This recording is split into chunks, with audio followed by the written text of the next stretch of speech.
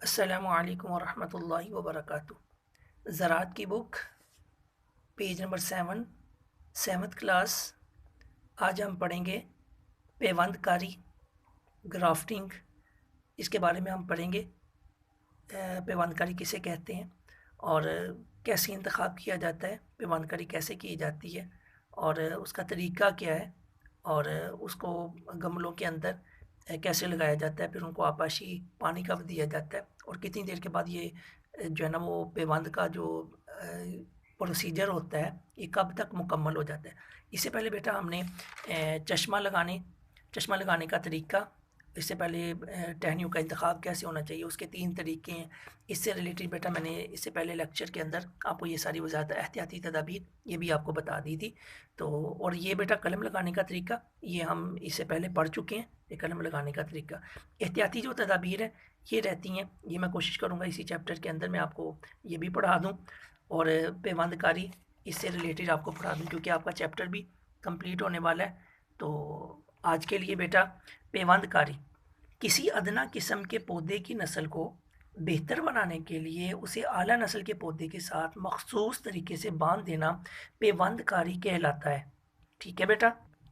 तो ये बेटा आपने शॉर्ट क्वेश्चन अपनी कॉपी के ऊपर लिखना है कि पेवंदकारी क्या होती है, पेवंदकारी किसे कहते हैं। तो ये बेटा ये वाला क्वेश्चन, ये पहली लाइन मुकम्मल इधर से लेकर इधर तक ये आपने नीट कॉपी के ऊपर लाजमी लिखनी है।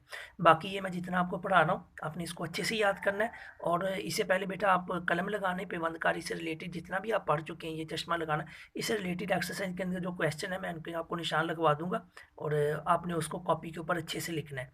बागबानी में फलदार पौधों की अफजाइश नस्ल के लिए ये तरीका बहुत मकबूल है। यानी बागबानी में तो पेवंदकारी का में मतलूबा पौधे की शाख इस्तेमाल की जाती है, जो मतलूब होती है वो।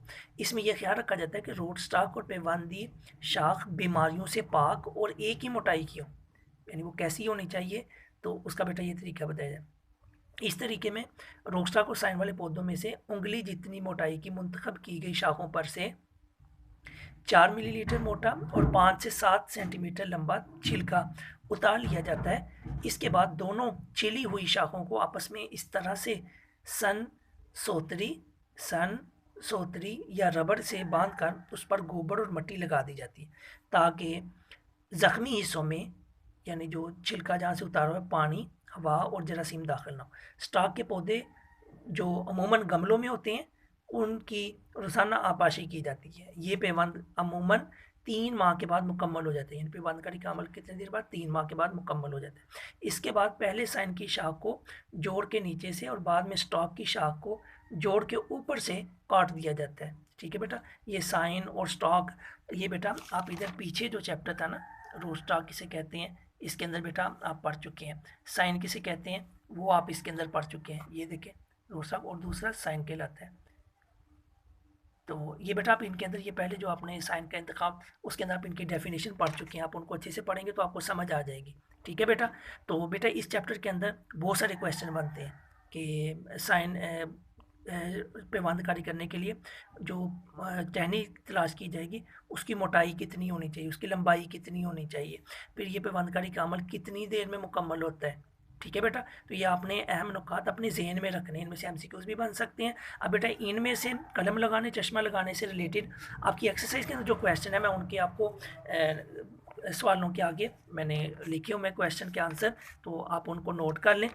और ये क्वेश्चन आपने कॉपी के ऊपर लिखने हैं, एक पेवंदकारी का क्वेश्चन लिखना है और बाकी ये लिखने हैं। ठीक है बेटा। तो ये है सबसे पहले, ये 12 से शुरू हो रहे हैं ये क्वेश्चन, जिनके अंदर ये पहले 2 क्वेश्चन ये अभी आपके यानी अभी आपने पढ़ा नहीं है ट्यूबर के ज़रिए या ज़ेरे बच्चा, तो ये उनसे रिलेटेड आगे है बेटा। जीम से स्टार्ट हो रहे हैं। 12वें क्वेश्चन का पार्ट जीम, पौधे की किस्म लगाने का किस मौसम में ज़्यादा मौजू होती है, मौसम बहार में। तो ये बेटा इसका आंसर है। ये आपने कॉपी के ऊपर, ये जितने क्वेश्चन मैं आपके पढ़ाने लगा हूँ आप ये चैप्टर पढ़ चुके हैं तो उनसे रिलेटेड है। आगे 13वें क्वेश्चन का अलफ है, पेवंद जोड़ पर क्या लगाया जाता है और क्यों। सन सोतरी कपड़ा और प्लस यानी क्यों लगाया जाता है, क्यों लगाया जाता है, ताकि ज़ख्मी हिस्सों में हवा, पानी और जरासीम दाखिल ना हो। ठीक है बेटा। तो ये 13वें क्वेश्चन का अलफ वो मुकम्मल हो जाता है। 13वें क्वेश्चन का बा, साइन की शाख पर अमूमन कितने चश्मे ज़रूरी होने कितने चश्मे होने ज़रूरी हैं? 2। ठीक है बेटा, ये आप इसका ये आंसर लिखेंगे। 13वें क्वेश्चन का जीम, जिस शाख पर चश्मा लगाया जाता है उस शाख को क्या कहा जाता है? Root stock. ठीक है बेटा, उस शाख को क्या कहा जाता है? Root stock. आगे 14वां क्वेश्चन है अलिफ, पौधे की कलम की लंबाई कितनी होनी चाहिए? 20 सेंटीमीटर, यानी 15 था 20 सेंटीमीटर होनी चाहिए। आप उसका आंसर लिखेंगे। 14वें क्वेश्चन का बाद जो है, पौधे की कलम की मोटाई कितनी होनी चाहिए? 1 पेंसिल के बराबर। ठीक है बेटा, 1 पेंसिल के बराबर होनी चाहिए। 15वां क्वेश्चन उसका अलिफ जुज, रोड स्टॉक और साइन के जोड़ पर क्या लगाया जाता है? नहरी मिट्टी और गोबर प्लस गोबर। 15वां क्वेश्चन है उसका बाद जो है, चश्मे कितने दिनों बाद फूटना शुरू हो जाते हैं? अमूमन 2 हफ्तों के बाद फूटना शुरू हो जाते हैं। ठीक है बेटा, अगला ये 15वें क्वेश्चन का जीम जुज, चश्मा लगाने का बेहतरीन मौसम कौन सा है? मौसम बहार। ठीक है बेटा, ये इसका ये आंसर है। 15वें क्वेश्चन का पार्ट है दाल, चश्मा लगाने के मुख्तलिफ तरीकों के नाम? टीनुमा चश्मा, छलनुमा चश्मा, मुस्ततील नुमा चश्मा, ये तरीकों के नेम है। ठीक है बेटा, 15वें क्वेश्चन का रा जुज जो है रे, चश्मा हासिल करने के लिए साइन कब हासिल किया जाता है? मौसम बहार में। ठीक है बेटा, 16वां क्वेश्चन उसका अलिफ जूस है, पेवंदकारी का अमल किस मौसम में नहायत कामयाब साबित होता है? मौसम बहार में। 16वें का बाद जूस है, बाज़ पौधे ज़मीन के नीचे अपने किसी हिस्से में ही खुराक जमा कर लेते हैं, पौधे के इस हिस्से को क्या नाम दिया जाता है? ट्यूबर। ये चले बेटा, ये क्वेश्चन आप नोट कर लें, ये अभी आप पढ़ेंगे, इससे आगे कम से कम क्वेश्चन आप लिख लें ताकि ये मिस ना हो जाए आपसे। ठीक है बेटा, ये वाला क्वेश्चन भी लिख लें। और इधर बेटा आलू कैसे बोया जाता है? ट्यूबर के ज़रिए। पौधे के तने के इर्द गिर्द ज़मीन की सतह पर नए पौधे फूटने के अमल का क्या नाम है? ज़ेरे बच्चा। तो ये बेटा ये 12वें क्वेश्चन से लेकर 16वें क्वेश्चन तक ये कंप्लीट आपके क्वेश्चन, आप ये 2-3 जो अभी आपने ट्यूबर्स और ज़ेरे बच्चा नहीं पढ़े, लेकिन मैं पढ़ा दूंगा, लेकिन आप क्वेश्चन शॉर्ट क्वेश्चन अपनी कॉपी के ऊपर आपने लिखने।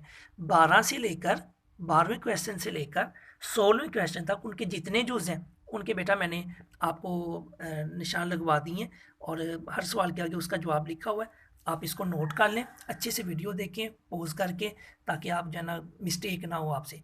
और ये बेटा आपके कॉपी के अंदर, कॉपी के जो 10 नंबर हैं आपके टेस्ट के अंदर शामिल किए जाएंगे। ठीक है बेटा, मैं उम्मीद करता हूँ कि आप इन क्वेश्चन आंसर को लाजमी लिखेंगे।